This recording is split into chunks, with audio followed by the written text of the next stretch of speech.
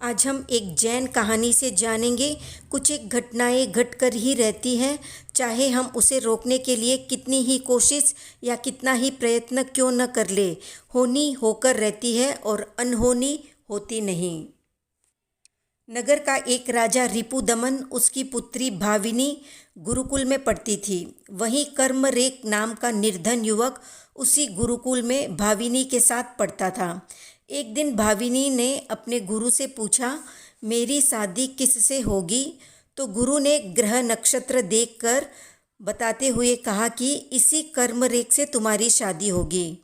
सुनकर भाविनी को गुस्सा आ गया और वो अपने पिता के पास गई और कहने लगी, मैं इस गरीब युवक के साथ शादी नहीं करूंगी। इसके पास कुछ भी नहीं है। ऐसे व्यक्ति को आप षड्यंत्र से मरवा दीजिए। पिता उसको बहुत समझाता है कि ये निर्दोष है, इसे इस तरह दंड नहीं दिया जा सकता। पर पुत्री हट के सामने राजा को झुकना पड़ा और कर्मरेक को बिना किसी कारण के ही फांसी की सजा सुना दी गई।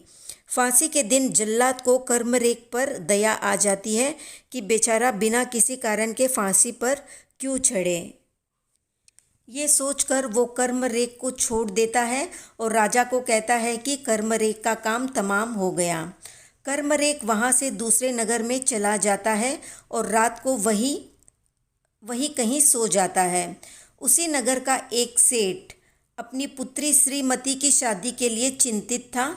उसकी कुलदेवी उसे स्वप्न में आकर कहती है कि आज सुबह नगर के बाहर जो भी युवक सबसे पहले सोता हुआ दिखे, उससे श्रीमती की शादी कर देना। सेठ घर से निकलता है और उसे कर्मरेक सोता हुआ मिलता है।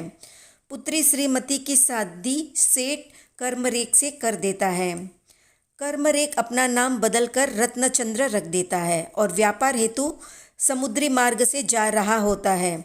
अचानक समुद्र में उसकी नौका डूब जाती है और वो पानी में गिर जाता है।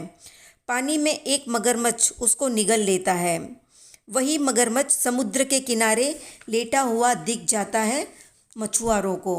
वे मछुआरे मगरमच्छ को काटते हैं और वहाँ कर्मरेक मगरमच्छ के पेट के अंदर जीवित मिलता है। मछुआरे कर्मरेक को वहाँ के राजा के पास लेकर जाते हैं और राजा को सौंप देते हैं। क्योंकि राजा के कोई पुत्र नहीं था, इसलिए वो कर्मरेक को अपने पुत्र के रूप में स्वीकार कर लेता है और उसे युवराज बना देता है। वहाँ रिपुदमन अपनी पुत्री भाविनी के लिए स्वयंवर का आयोजन करता है। स्वयंवर में कर्मरेक भी एक प्रतिभागी के रूप में भाग लेता है और संयोग से भाविनी कर्मरेक के गले में वरमाला डाल देती है और दोनों का विवाह हो जाता है। एक दिन कर्मरेक और भाविनी दोपहर का भोजन कर रहे थे। इतने में जोरों की आंधी चली और धूल उड़ते उड़ते कर्मरेक के भोजन की थाली में गिरने वाली ही थी कि भाविनी कर्मरेक की भोजन की थाली को अपनी साड़ी के पल्लू से ढक देती है। ये देखकर कर्मरेक को हंसी आती है। भाविनी आग्रह करके कर्मरेक से हंसी का कारण पूछती है तो कर्मरेक अपनी सारी कहानी सुनाता है। सुनकर भाविनी को पश्चाताप और अपराध बोध होता है, पर कर्मरेक उसे समझाता है, उस समय अगर तुम अपने पिता से मुझे सजा नहीं दिलाती तो मैं आज न राजा बनता और न तुमसे शादी होती। होनी होकर ही रहती है, होनी को कौन टाल सकता है।